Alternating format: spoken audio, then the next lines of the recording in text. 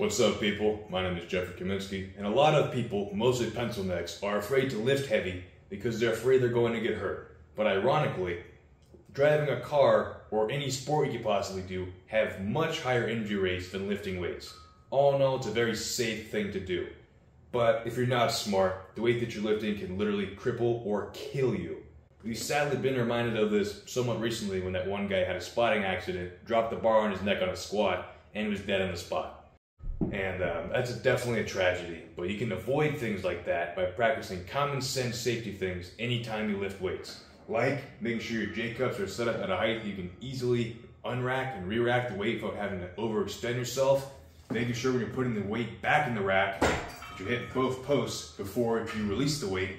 Setting your safety pins up to a height that will actually save you if you do fail.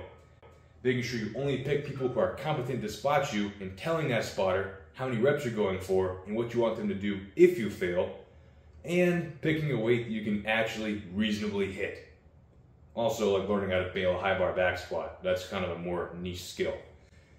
So those are things that pretty much any lifter who's been in the gym for a decent amount of time will understand in practice. But something that I see never talked about and that I think is very important is setting up your J-cups in the right direction. Alright, so here we have our J-cup, and it's called a J-cup because it looks like a J. It's got a little peg right here that fits into the rack, and then gravity takes care of the rest of the work. You might not have even noticed it, but what I just did right here is the lifting equivalent of having dirt on the Clintons. It might not kill me today, it won't kill me tomorrow, but one day, this might end up killing me. I bet you didn't even notice what I did. Alright, when we zoom back out, we can see that there is not that much wiggle room between the bar and the rack. This is all I had to play around with. Alright, now let's imagine you just finished a 1 rep max on your squat or heavy AMRAP set and you're pretty freaking tired. You're breathing heavy and you want to get that bar off your back as soon as possible. So you rush the bar back into the racks, and in doing so, one of the plates does that to your J-cup. Now you're fucked.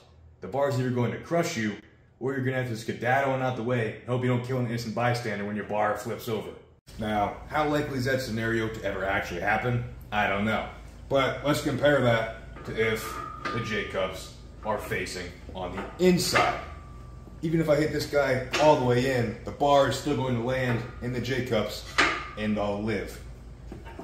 Maybe I'm just digging too deep into this, but I'm not risking my life to find out.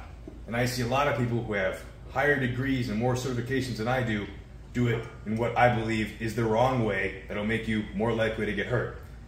And honestly, I hope that you're never in a position where this is what's going to make the difference between you making it home from the gym or not.